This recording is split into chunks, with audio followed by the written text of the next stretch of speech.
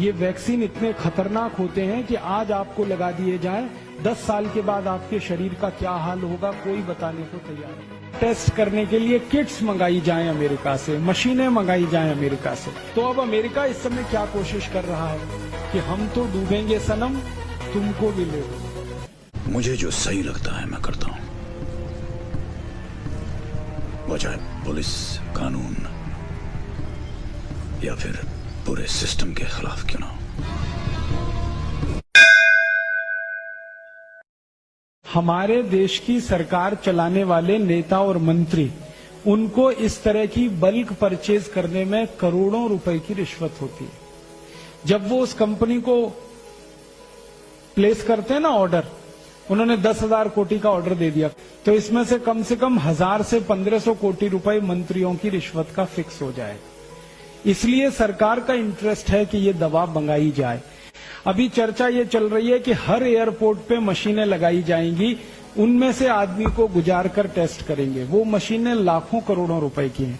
तो उनका ऑर्डर किसी कंपनी को दे दिया सरकार ने, उस ऑर्डर का 10%, 15% मंत्रियों को मिल गया हिस्सेदारी के रूप में, अधिकारियों को मिल गया। तो सरकार का वेस्टेड इंटरेस्ट ये होता है कि खूब रिश्वत इस तरह के कामों में मिलती है। मैं आपको एक पुरानी जानकारी देता हूं। आपको याद है 14 साल पहले सूरत में एक अफवाह उड़ी थी कि प्लेग आ गया, प्लेग आ गया, प्लेग आ गया, याद है? उसका दुष्परिणाम क्या हुआ कि पूरे सूरत की टेक्सटाइल इंडस्ट्री बंद हो गई, पूरे सूरत की। 14 दिन तक सूरत में एक कारखाना नहीं चला, एक पैसे का प्रोडक्शन नहीं हुआ, सारे कारखाने ठप हो गए। मजदूर भागकर सब अपने गांव चले गए क्योंकि सबको दहशत और डर बैठ गया। उतनी देर में परिणाम क्या निकला? भारत में कपड़े की कमी आ गई।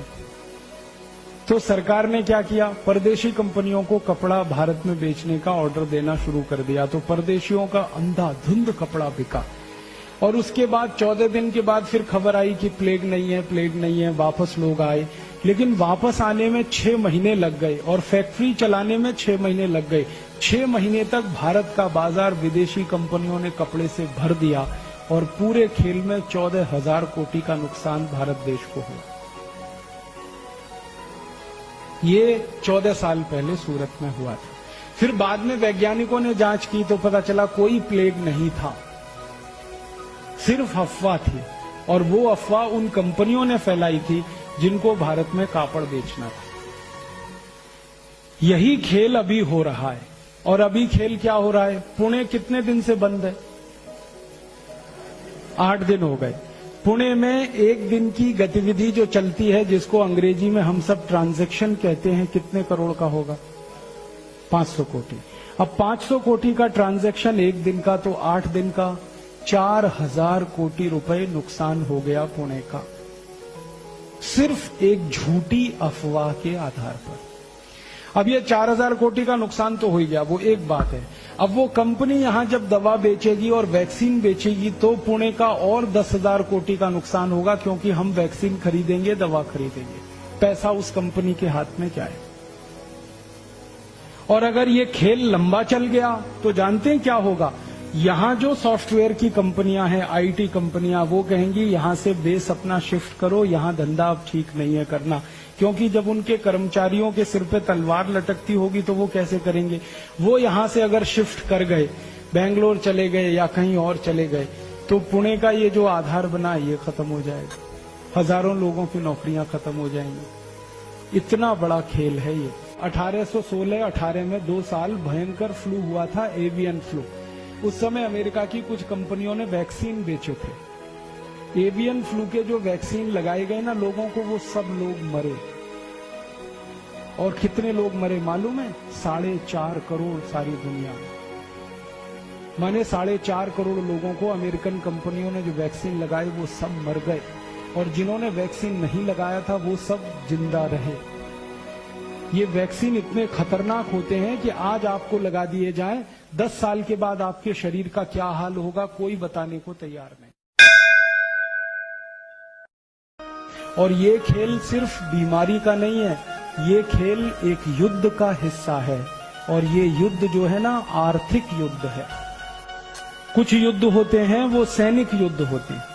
सैनिक युद्ध में हमारी सेना दुश्मन की सेना से सीधे लड़ती है बॉर्डर पे, लेकिन कुछ युद्ध होते हैं जो आर्थिक युद्ध होते हैं, जो आपके बाजार में लड़े जाते हैं, जिसमें कोई विदेशी कंपनी आके एक झटके में आपका 4,000 कोटि का नुकसान कर देती है और वही कंपनी और 10-20 हजार कोटि वहां से लूट के ले जाती है। ये आर्थिक युद्ध है। अब इस आर्थिक युद्ध में सैनिक आप हैं। सैनिक युद्ध के सैनिक बॉर्डर पे हैं। आर्मी के, एयरफोर्स के, नेवल फोर्स के सैनिक हैं। वो बॉर्डर पे देश की एक एक इंच जमीन की रक्षा करने के लिए लड़ रहे हैं। तो आप देश के आर्थिक युद्ध के सैनिक बने, जो देश का एक एक रुपया, एक एक पाई, एक एक धन की संपत्ति को बचाने की लड़ाई लड़े। इसलिए सैनिकों का दिमाग साफ होना चाहिए, क्लियर होना चाहिए अपने उद्देश्य के प्रति और अपनी संपूर्ण समर्पण के प्रति। आपका उद्देश्य अगर आपको साफ दिख रहा है तो युद्ध में आप लड़ेंगे और जीतेंगे, और अगर आपका उद्देश्य ही आपको साफ नहीं दिख रहा है तो लड़ेंगे तो सही, लेकिन